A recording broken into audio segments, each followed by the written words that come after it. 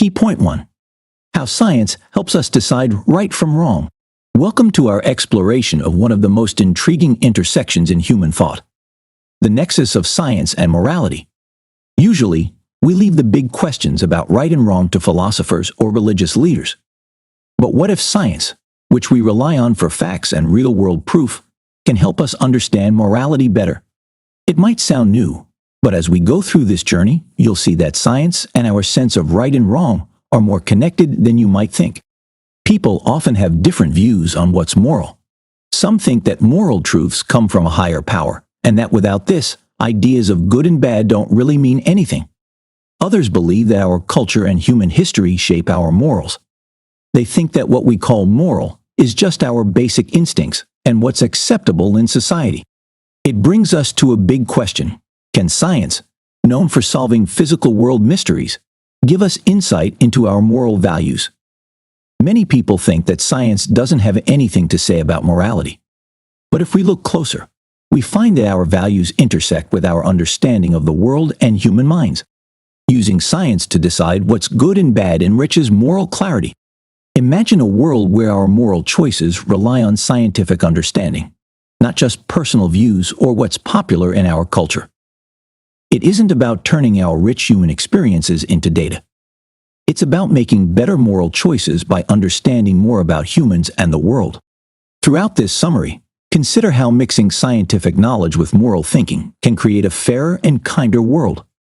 Let's start this adventure with open minds, ready to question what we know. Key point 2. The reality of moral truth. Though often doubted, moral truth holds significant weight in our understanding of right and wrong. A common belief among educated and secular individuals, including scientists, is that moral truth doesn't exist. This skepticism stems from the complexity of human experience and the variability in what is known or can be known. There's also a tendency to apply double standards in considering consensus. Science sees consensus as a step toward uncovering the truth. At the same time, in moral discussions, it's often dismissed as a reflection of shared biases rather than an indicator of moral truth. It leads to the common view that what's right or wrong is just about what each person prefers or thinks, often based on their feelings, and is usually mistaken for actual knowledge. But the truth, whether about morals or something else, it doesn't depend on how many people agree. Sometimes, one person might be right, even if everyone else disagrees. We must strive to understand moral truth to make the world a better place for all of us. The challenge is recognizing that our understanding of physical, chemical, and biological facts can be incomplete or incorrect. Similarly, our grasp of moral truths can also be flawed. In such situations, science and rational thinking become crucial tools.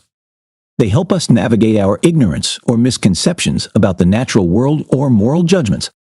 Like scientists working to discover and understand our world's facts, we can use the same methods for moral questions. Clear thinking and examining the evidence can help us determine what's morally proper instead of just going with what's popular or how we feel. The quest for moral truth is not about following the majority, but a careful and reasoned exploration of right and wrong. It involves recognizing that moral truths, like scientific facts, can be complex and multifaceted. By applying rational thought and evidence-based analysis to such questions, we move closer to understanding and living by these truths, enhancing our personal and societal well-being. Key point 3. The power of values. In human values and morality, the essence of what is considered right or wrong, good or evil, hinges on the consequences they produce. Every action, every decision, carries with it the weight of potential outcomes that affect the lives of conscious beings. This fundamental principle underscores the reality that values are not abstract concepts, but deeply rooted in their tangible impacts on our experiences. This idea goes beyond different cultures or religions.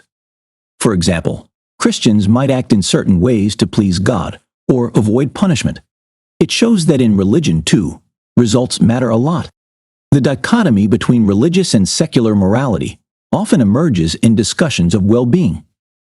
Some religious rules focus on following God's orders, even if it means not doing what's best for people immediately. It can lead to problematic positions on things like birth control or sexuality. where following religious rules is seen as more important than the real effect on people's lives. These choices, while seen as right in some religious views, can lead to more suffering. Our actions shape the world. Their consequences define our morality. So it's essential to think about how our actions and beliefs touch the lives of others. Our mental state and abilities can make life better or worse. Knowing how our actions change these aspects is critical in making moral choices.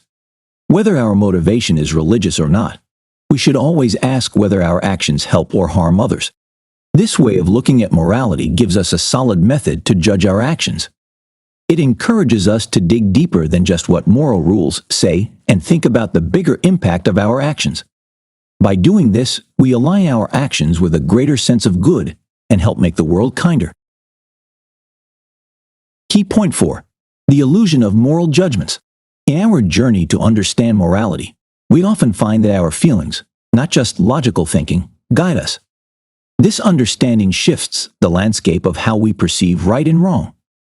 The reality of our diverse, emotionally driven moral perspectives challenges the widely held belief in moral realism, that there are absolute, universal moral truths. The belief in set moral truths assumes everyone sees right and wrong similarly. However, what's morally right can vary from person to person. It means that moral truths are not as black and white as moral realism suggests. We often fall into two traps in thinking about morality. The wag the dog illusion.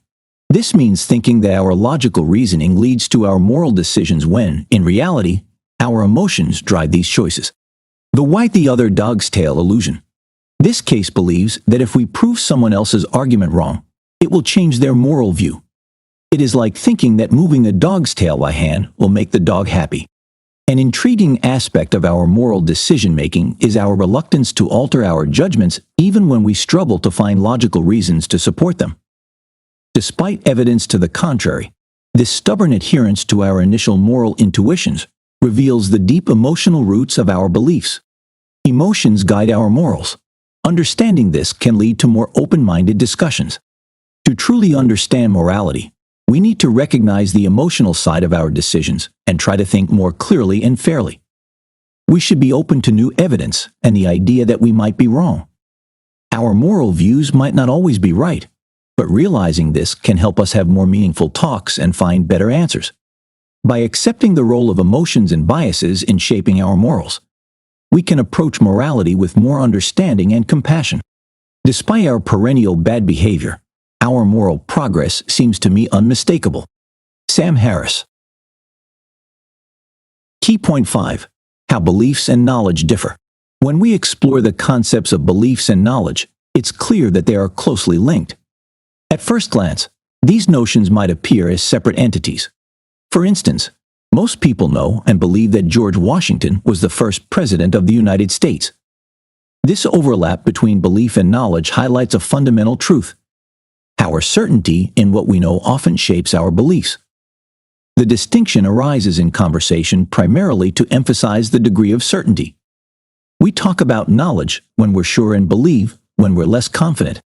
But just knowing what someone believes doesn't tell you everything about their thoughts. People can believe the same thing for different reasons.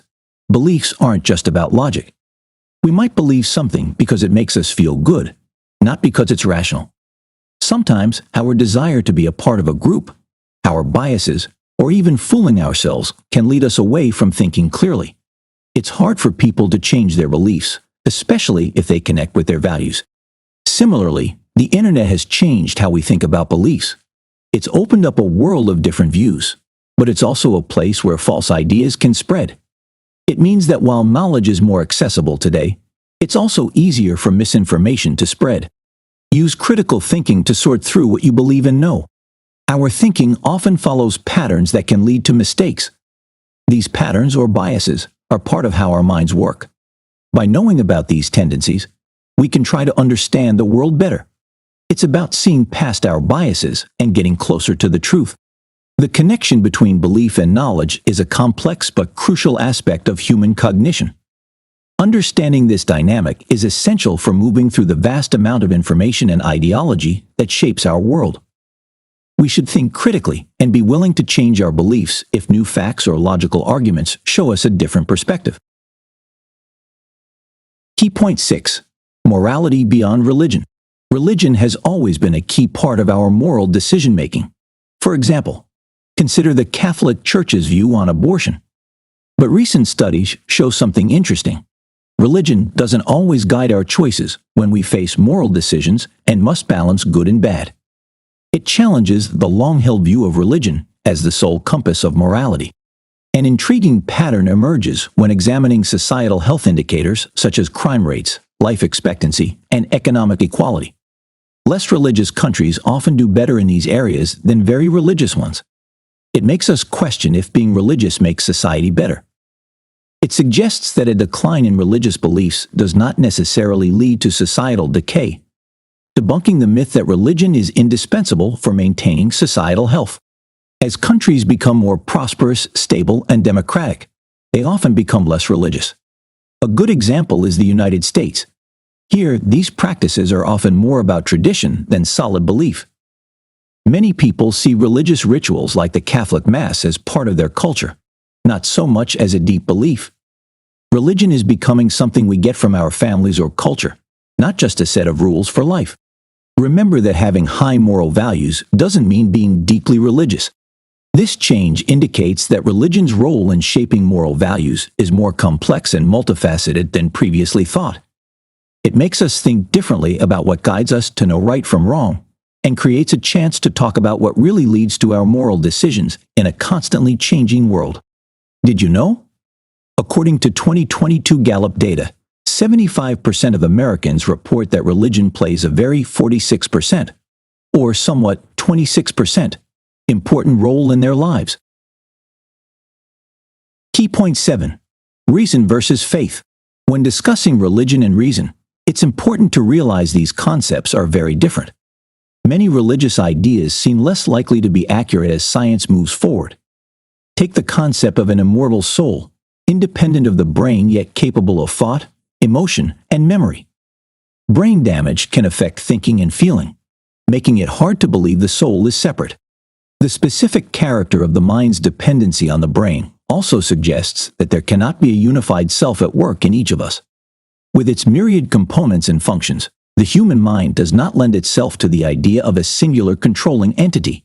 It differs greatly from what many religions say about how our minds work. Despite these contradictions, many scientists maintain religious beliefs, even attempting to reconcile scientific discoveries with religious doctrines. Some even say science makes it more likely that God exists. But often, this leads to a mix of ideas that don't always fit well together. It shows the struggle between reason and faith. Using reason helps us learn more and question old ideas. This issue isn't just for scholars. It affects all of society. On one hand, religious fanatics selectively embrace scientific advancements, molding them to fit within their belief systems. On the other hand, despite their commitment to empirical evidence, some scientists hold on to religious convictions. This duality demonstrates the profound struggle in reconciling reason and faith, often leading to a compromise of one for the other. Ultimately, understanding our world and ourselves involves knowing the difference between reason and faith. Faith can give people comfort and a sense of who they are. Reason lets us explore and understand the world better. These two ideas can exist together in people, especially scientists. It shows we can hold different ideas at the same time. Yet it also highlights the need for a more nuanced approach to understanding the interplay between science and religion in shaping our worldview. Key point 8. Accept the complex nature of morality. We faced many tough challenges when trying to determine what's morally right or wrong. Think about how important things like free speech, privacy, and safety are in our society. They're all vital, but sometimes they clash. For example, some kinds of speech can threaten confidentiality or safety. So, how do we balance what's important to our culture with what's good for us and others? It's hard to find perfect answers to these moral questions. Many experts believe we can't find absolute answers to right or wrong because people worldwide think differently about these things. The idea is that there's no one-size-fits-all rule for morals. Do not look for a single solution in moral matters, but strive to balance collective and individual interests. It means we can't always say who's absolutely right or wrong in moral debates, but to make progress for ourselves and everyone, we should focus on interests that make the most sense and are fair. It can help us decide what to do in a better way. Let's think about free speech and privacy. When does someone's right to speak freely start to hurt someone else's privacy? Or when does keeping people safe become too controlling? These challenging questions show why we must consider and use moral rules carefully. In short, dealing with moral questions is about finding a good balance. It means understanding that we might not find perfect answers, but we can still try to create rules that respect everyone's needs and values. It isn't about having one answer for everything, but about seeing the whole picture.